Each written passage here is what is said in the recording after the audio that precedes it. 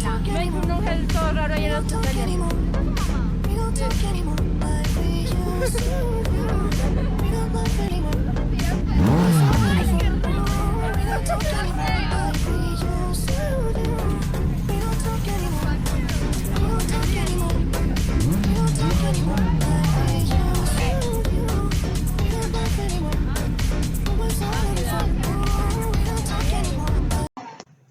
Y así es como nacen muchas bikers.